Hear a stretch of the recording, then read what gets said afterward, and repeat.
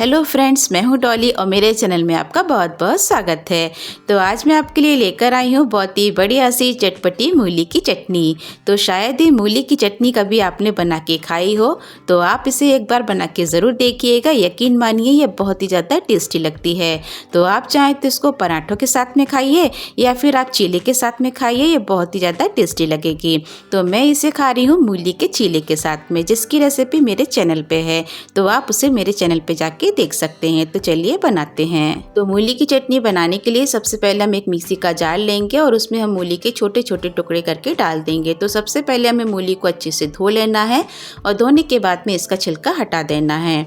तो अब इसमें हम डालेंगे कम से कम 6 से 7 लहसुन की कली और थोड़ा सा हम इसमें अदरक को भी काट के डाल देंगे।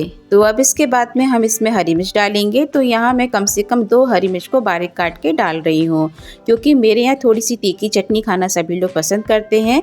तो अगर आप कम तीखा खाना पसंद करते हैं तो आप चाहें तो 1 हरी मिर्च को बारीक काट के डाल लीजिए, या फिर जो कम तीखी वाली हरी मिर्च आती है ना, वो भी आप इसमें डाल सकते हैं। तो यहाँ पे मैंने ज़्यादा तीखी वाली जो हरी मिर्च होती है उसका यूज़ किया है।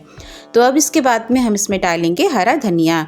तो हरा धनिया के जो डंठल है ना, उसको मैंने हटाया नहीं है, इसको भी हम चटनी के साथ में ही पीस लेंगे, क्योंकि ये जो डंठल होते हैं ना, इनमें सबसे ज़्यादा स्वाद होता है। जब आप इन डंठलों को चटनी में डालेंगे ना, तो चटनी का जो टेस्ट है ना, बहुत ही ज़्यादा अलग आएगा। तो कभी भी चटनी पीसते समय आप इसके डंठल को हटाइएगा बिल्कुल नहीं, क्योंकि इसमें ही सबसे ज़्यादा टेस्ट होता है। पत्तियों में इतना टेस्ट नहीं होता जितना कि इनके जो डंठल होते हैं ना, उनमें सबसे ज़्यादा टेस्ट आता है। तो आप इनको ज़रूर डालिएगा। तो हम धनिया को भी बारीक काट के इसमें डाल देंगे। तो आप चाहें तो इसमें पुदीना भी डाल सकते हैं।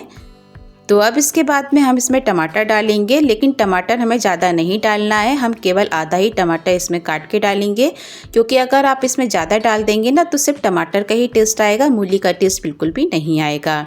तो अब इसके बाद में हम इसमें नींबू डालेंगे। तो नींबू भी हम कम से कम आधा इसमें निचोड़ के डाल देंगे। तो अगर आप चाहें तो इसमें जो अमचूर पाउडर आता है वो भी आप इसमें डाल सकते हैं, जिससे आप खटाई भी बोलते हैं। अब इसमें हम नमक डालेंगे अपने स्वाद के अनुसार और इसे बस हमें पीसना है। तो बढ़िया सी चटनी हमारी बनके तैयार हो जाएगी। तो चलिए हम इसको पीस लेते हैं। तो लीजिए, मैंने इसे पीस लिया है और देखिए इसका जो कलर है कितना ज़्यादा अच्छा आया है। बिल्कुल भी इसका जो कलर है ना, वो गया नहीं है। ये बढ़िया सी हमारी चटपटी मूली की चटनी बनके तैयार हो गई है। तो चलिए हम इसको एक बोल में निकाल लेते हैं। तो आप भी इस चटनी को एक बार ज़रूर ट्राई कीजिएगा। यकीन मानिए ये बहुत ही ज़्यादा टेस्टी लगती है। तो इस मूली की चटनी को आप ज़्यादा समय तक स्टोर नहीं कर सकते हैं, केवल आप इसे 2 से 3 दिन तक ही स्टोर कर सकते हैं, क्योंकि मूली है तो मूली के कारण ये बहुत जल्दी ख़राब होने लगती है। तो आप 2 दिन के हिसाब से ही चटनी को बनाइएगा, जिससे कि वो ख़त्म हो जाए।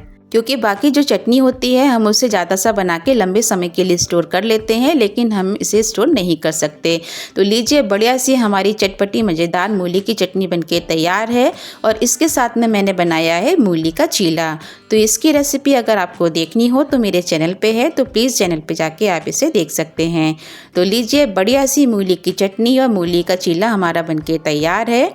तो आप भी इसको एक बार बना के ज़रूर देखिएगा। आप चाहें तो इसको पराठों के साथ में खाइए या फिर दाल चावल के साथ में, ये सभी के साथ में बहुत ही ज़्यादा अच्छी लगती है। तो इस तरीके से मूली की चटनी को आप एक बार बना के ज़रूर देखिए। अगर पसंद आए तो नीचे कमेंट बॉक्स में ज़रूर बताइए कि आपको ये कैसी लगी।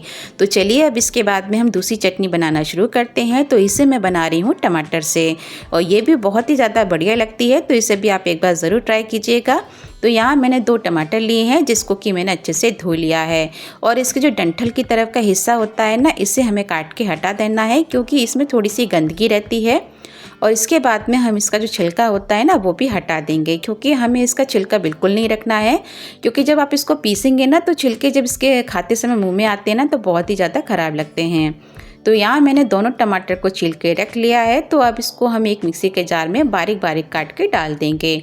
उसके बाद में हम इसमें डालेंगे बारीक कटा हुआ हरा धनिया, और 2 हम इसमें डाल लेंगे हरी मिर्च को तोड़कर। तो अगर आप कम तीखा खाना पसंद करते हैं तो हरी मिर्च को कम भी डाल सकते हैं। तो यहाँ मैंने अदरक ली है थोड़ी सी, इसको भी मैंने कद्दूकस करके डाल दिया है। और इसके बाद में हम लेंगे रोस्टेड मूँगफली। तो यहाँ मैंने मूँगफली को हल्का सा भून लिया था, इसका मैंने छिलका हटा दिया है।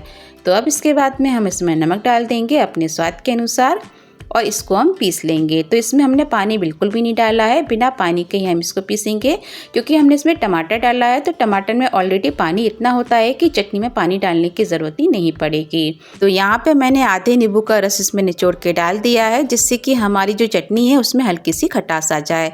तो लीजिए, बढ़िया सी हमारी टमाटर की चटनी बनके तैयार है और इसे मैं सर्व कर रही हूँ कच्चे आलू के पकौड़ों के साथ में, जिसके साथ में ये बहुत ही ज़्यादा टेस्टी लगती है। तो आप भी इस तरीके से इसे बना के ज़रूर देखिए।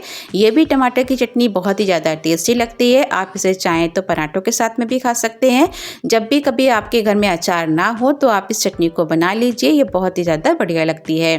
तो मेरी दोनों ही चटनी की रेसिपी आपको कैसी लगी प्लीज़ कमेंट बॉक्स में लिख के ज़रूर बताइएगा। पसंद आई हो तो इसे लाइक ज़रूर कीजिए और नीचे कमेंट बॉक्स में लिख के ये भी बताइए कि आपको ये कैसी लगी। तो फिर से मिलूँगी एक नई रेसिपी के साथ में, तब तक के लिए bye bye and take care.